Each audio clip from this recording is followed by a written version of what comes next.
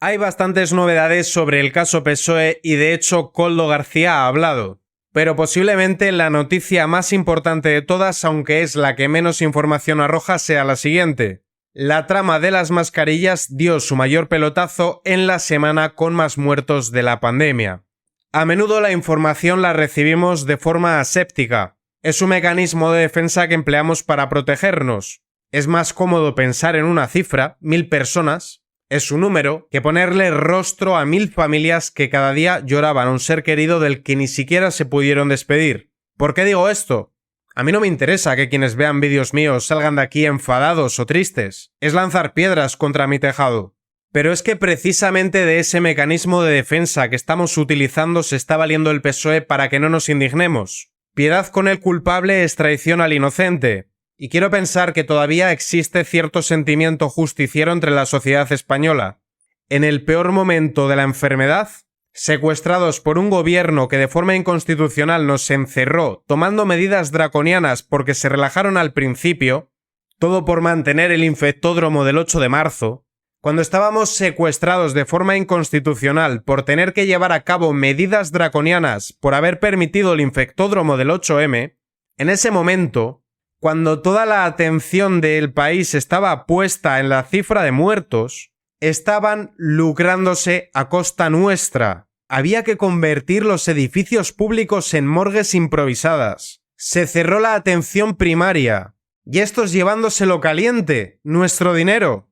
Dejando fuera a empresas que estaban licitando el material por un precio muchísimo más asequible, provocando un auténtico desabastecimiento. La corrupción o la incompetencia de estos personajes han causado que se pierdan vidas. Con un récord de muertos en un día, en aquel escenario, la trama consiguió colocar a través de la firma Soluciones de Gestión sus mayores contratos. Uno de 20 millones con Puertos del Estado y el otro de 12,5 millones. Esta vez con Adif. Con el Palacio de Hielo lleno de muertos. Tenían que mover los cadáveres de unas comunidades a otras. Pero es que encima se estaban pitorreando. La trama presumía de sus fajos de billetes. Llevo contando horas, tengo esta barbaridad. Todo esto preparando una reunión con Salvador Illa, que de Salvador Illa voy a hablar ahora. Os recomiendo que veáis la información que ya ha salido de él, que la tenéis concentrada en 2 vídeos en este mismo canal.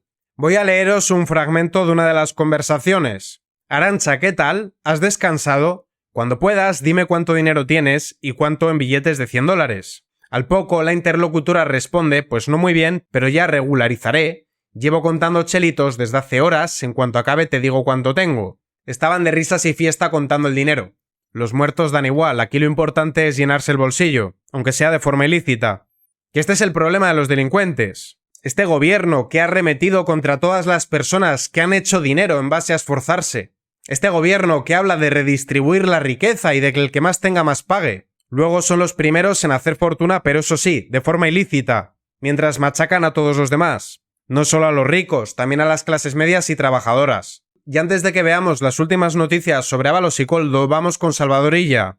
Salvador Illa pagó 3 millones a una empresa de yesos por unos respiradores que nunca llegaron. De esto se habló en su momento, pero si tú te hacías eco eras un insensible porque estaba muriendo gente, que cómo se te ocurría, que había que hacer de tripas corazón y buscar donde se pudiese. Qué mal ha envejecido esto ahora que sabemos que dejaron a empresas fuera. Empresas que proporcionaban material muchísimo más barato. Entregó 3 millones de euros a Hyperin Grupo Empresarial, fábrica de yesos, por la adquisición de 144 respiradores. Ni uno llegó a suelo español. Y esto se suma a las mascarillas de Armengol, sin contrato, y encima falsificadas, a los tests falsos de Marlaska, a que emplearan a Plus Ultra, la empresa que rescataron a pesar de que sus pérdidas eran de bastante antes de la pandemia, para traer mascarillas de China. Que por cierto, ahora el empresario de Plus Ultra está haciendo negocios como loco, firmando contratos con Inditex y todo. ¿Podría firmar estos contratos si no le hubiésemos rescatado con dinero público? No, porque hubiese quebrado. Ahora esta empresa firma los contratos que en circunstancias normales y sin corrupción de por medio correspondería a otras empresas que sí que han hecho las cosas bien, cuyos dueños sí que son honrados. Y no es el único contrato de Illa que esté siendo investigado por la Fiscalía. En total se están investigando 260 millones de euros que han desaparecido, o que se han entregado de formas bastante opacas. Por ejemplo, una empresa china se llevó más de 10 millones de euros. ¿Por qué os preguntaréis? Por 500.000 batas, y ya pagó 50 veces el precio de mercado de las batas. Pero como íbamos a morir todos, como nadie estaba mirando porque estábamos muy preocupados viendo cómo la economía se desplomaba y no dejaba de aumentar el número de fallecidos, parte de ellos por otras enfermedades porque habían cerrado la atención primaria. Y recordaréis toda la red de chivatos que ha aparecido de repente. Resulta que María Jesús Montero cesaba a los que estaban investigando, que Escrivá y Marlaska lo sabían desde hace tiempo, que la propia trama sabía que les estaban investigando, que aquí no es solo los que se han llevado las comisiones, son todos sus colaboradores.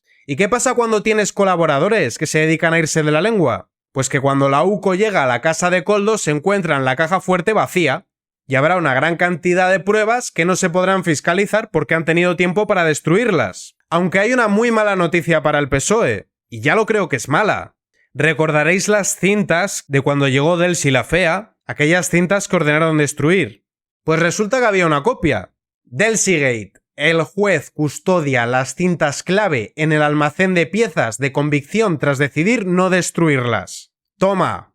Que luego salía por ahí Bolaños diciendo que ellos no destruían pruebas. ¿Y por qué mandaron destruir las cintas? Pero qué mala suerte que hubo un juez previsor que decidió guardarlas por si acaso. Antonio Serrano Arnal, pese a archivar diligencias, decidió proteger esta fuente de pruebas que mantenía AENA hasta que a mediados de 2022 ordenó recabar del ente estatal el material para su conservación. Esto los del PSOE no lo sabían. Se las prometían muy felices habiendo destruido las cintas. Que volviendo a la cuestión de las compañías aéreas, mirad esto otro. Air Europa movió 40 millones a Globalia el mismo año que recibió 200 por su rescate. Estos son Hidalgo, de Aldama y todos estos que luego iban a cobrar las deudas con Venezuela y financiaban a Begoña Gómez. Los españolitos ponemos 450 millones, luego ellos los reparten entre otras empresas que no tienen que ver, y por el camino financian a la mujer del presidente.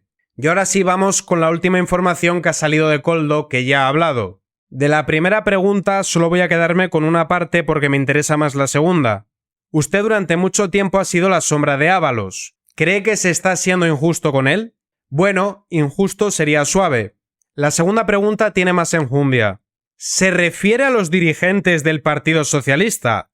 Lo digo porque el PSOE ha puesto el foco en Ábalos y en usted como si fuesen los chivos expiatorios. La actuación con él, bajo mi punto de vista y en mi opinión, ha sido un error. Sería excelente que Ábalos y Koldo se sientan lo suficientemente acorralados como para empezar a cantar nombres y tirar de la manta. Aunque no se extrañe que el PSOE, viendo cómo actúan, ya les haya prometido algo bajo manga. Tú cómete el marrón, quédate callado que luego te vamos a dar no sé qué. Dinero en un offshore, algún puesto de embajador, algo. Y lo de que Ábalos se sienta acorralado no sería extraño, porque mirad, nueva pesadilla para Ábalos. La justicia también investiga el apaño de contratos de carreteras en su etapa en Fomento. Se conoce que al empezar a investigar la figura de Ábalos han salido más trapos sucios a flote.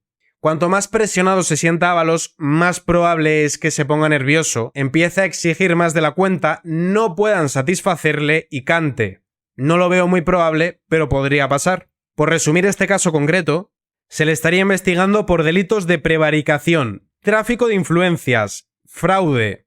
En total una cuantía superior a 25 millones de euros. Y ahora para cerrar el círculo de Globalia vamos a volver al rescate de Air Europa. Porque de María Jesús Montero también quiero hablar. Fondos de la SEPI, unos flujos que son equilibrados con los 141 millones avalados por el ICO y los primeros 200 millones de euros del rescate que la compañía recibió. La compañía Air Europa. María Jesús Montero accedió a un informe de la AEAT de julio de 2022 que detallaba operaciones de la trama del PSOE con Globalia. Inciso. ¿Qué pasó antes? Begoña Gómez visitó 2 veces Air Europa en secreto, 24 de junio de 2020 y 16 de julio de 2020, en plena negociación del rescate. Quedaos con las fechas porque ordenando esto cronológicamente es mucho más esclarecedor. El caso es que los beneficios hicieron saltar las alarmas. En 2021 los beneficios de las empresas implicadas hicieron saltar las alarmas de la agencia tributaria. El informe elaborado por los inspectores recogió detalles y plasmó los pagos de Globalia a Soluciones de Gestión y la coordinación con las empresas de Víctor Gonzalo de Aldama, el comisionista de la trama que se reunió con Begoña Gómez poco antes de que recibieran 615 millones de euros. Y aquí es donde entra María Jesús Montero. Claro que ya estaba al corriente. Fuentes de la EAT han confirmado que del tránsito y contenido de ese informe tuvo conocimiento la ministra Montero. ¿Y qué veíamos el otro día? Que María Jesús Montero cesó al director de inspección 3 días después de que denunciara la trama del PSOE al juzgado. Y luego venía esta a decirle a Ábalos que tenía que dimitir. Pero si Ábalos solo era un intermediario, si la mala aquí eres tú. Tú y Marlaska y Armengol y Ángel Víctor Torres y Salvador Illa y Santos Cerdán y Chivite y el Masaiz y el jefe de todos que es Pedro Sánchez. Pero nada, como Ábalos tiene pinta de corrupto y se le conoce por sus malas formas, que se coma él el marrón. Los demás, 145 años de honradez. Entiéndase por honradez, robar cuando morían miles de personas, sin permitir que los familiares se despidan, claro.